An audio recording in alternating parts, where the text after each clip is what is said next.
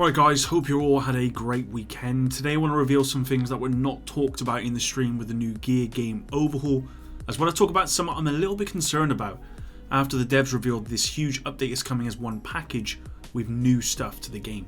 If you enjoy this one, please drop a like down below, a dislike if you didn't, and let's begin. So going back to Wednesday's stream, I would say for the most part I was about 85% happy, and I did cover my pros and cons essentially of that stream in my most recent video. If you've not seen that, please go check it out. And I think the community overall has been pretty happy with what's been announced. You know, there's a couple of people not so happy that the builds are going to change, or that, you know, it's been a year and all that sort of stuff, and I get it. You know, I'm not particularly happy with all of these changes, but I think if you look at the bigger picture and you're not selfish, then you will see that actually these changes needed to happen, and they needed to happen as soon as possible.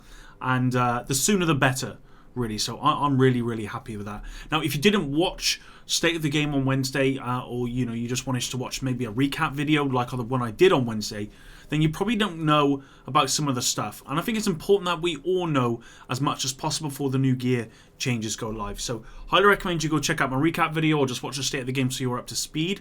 But with that said, there are some things, or mainly one thing actually, that I really wanted to talk to you guys about, which is important.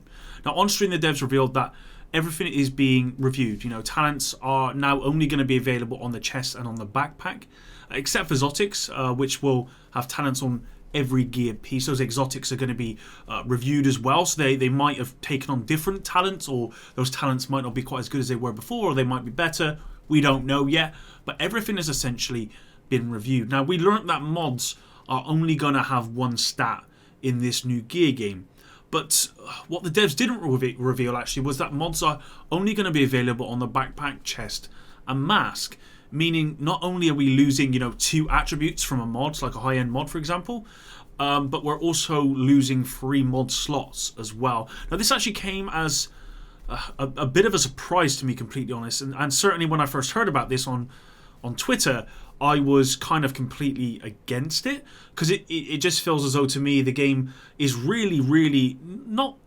oversimplified. You know, we're losing all of these talents, we're losing all of these mod slots, we're losing all of these attributes, and I get that they're trying to fix the whole RNG stuff, they're trying to make it more accessible, more intuitive, and they're still trying to keep some depth. But to me, it's kind of felt like that depth is pretty much all but gone at this point. And that's at least what I thought when I heard about these mod slots. Now, this information wasn't actually on... Well, I mean, it was on stream. It was actually included within the screenshots provided in all 6 pieces of gear. But I think a lot of people generally overlooked it. You know, I certainly did as well. And it was actually brought to my attention on Twitter. And I went back and looked at the images. And you'll see that only the backpack, the chest piece and the mask have mod slots, and I didn't even think about that. So why might this be, you know, a bad thing, or why might this impact the game? Well, I said in my last video that one of the main negatives for this update is what appears to be, again, is that loss of depth, at least on paper. Now, on Twitter, Frederick said that the game will still be deep. And when you consider all of the factors that will make up the depth of this game, you know, if you imagine having 2 synergizing talents with mod slots, with all the pieces, and you've got exotic, you're probably going to have on I assume the meta build is going to be 4 high ends, a named item, an exotic, or it may even be 4 gear, you know, 4-piece gear set plus an exotic and named items. If you consider all of the attributes included within that, plus 2 talents, plus, you know, you've got specializations and the talents they come from, it's still going to be a deep game, right? But it just felt like, to me, it's not quite the way it was before, but I think it's still way. But I can't help be a little bit reserved. Now, having spoken to people on Twitter about the mod changes specifically, I got a response that really explained why this change was made. So I'm just going to read pretty much what it said. This is one of the actual responses I got, and it's really in depth, and you'll see at the end of it actually kind of makes sense. So here we go. So Agent Agent A has all red mods. Agent B has all blue mods. In a world where there's big mods in every slot, or indeed big talents in every slot, which, by the way, is what they're intending to do with these mod slots and these talents, Agent A might do 500% more damage than Agent B, let's say. So therefore, the game has to be balanced so that enemies aren't all just one-shotted by Agent A, or the game is trivialized. Makes sense. that means Agent B has a pretty terrible time because they're not getting that 500% more damage, but obviously the NPCs are being built up to expect that. Okay, for that Agent B, essentially, shooting feels absolutely awful. But instead, if Agent A has, let's say, 250% more damage than Agent B, then the balance can be where Agent B still feels okay, you know, if a little bit weak when shooting. And now this is what they call the power delta. This means we have a max damage, survivability, whatever increase that we ever want to hand out before the game becomes unbalanced. It could be that we have 6 mod slots, but each mod could only have a small contribution to the power. If we have 3 mod slots, they can have double the contribution and feel much better to equip, and the same with talents. Would you like to have 6 talents that all provide 10% damage in different ways, or 2 synergistic talents that provide 30% each? So that was kind of the response I had to my concern on Twitter about these mod slots. And I think it was a very good response, and you know what? It kind of makes sense. Hopefully you guys can understand why that is the way it is. And yeah, it definitely makes sense to me, and I think that ultimately we're hearing all this stuff, right, and on paper some of it doesn't sound good, some of it sounds great, but actually once you get in there, you're not going to know. I mean, when the Division 2 was first launched, or even before when we first heard about it, and they said we were going to get 3 dark zones, smaller but different, I think everyone was like, cool, this sounds great, this sounds new, but I think most people now would agree, where's the big 1 dark zone at? So everything can sound great on paper, but until we actually get out there, who knows?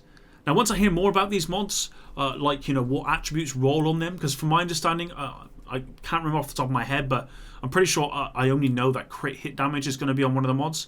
But once we know more, I will, of course, update you. But for now, we're getting 3 mods, not 6. So let's see how that works out. Next up, and I just briefly want to show you these 2 concept art pieces for the new raid, which is the Foundry. These were actually uploaded to the Division official website. They're actually really cool, I think. They don't show you a whole lot, and I don't expect them to. And we don't have any further information about the raid except that it's due to drop this summer. There's a lot of theories around there about we know who's going to be involved, but there's a lot of theories about location. Some people saying it's in Russia and all that sort of stuff, but we really don't have any idea at the moment. Now, in respect of this dropping in summer, apparently, I kind of don't believe that. Now, I'd like to speculate, and I think the devs have pretty much finished the raid at this point. And actually, they're just waiting for the overhaul to come out first, because the raid is built around these new changes, which makes sense. And the devs actually said in the last stream that they've been testing it, playing it, and they're really happy with it. I just find it hard that we might have to wait a whole, 4 or 5 months for it to come out. That doesn't really make much sense to me.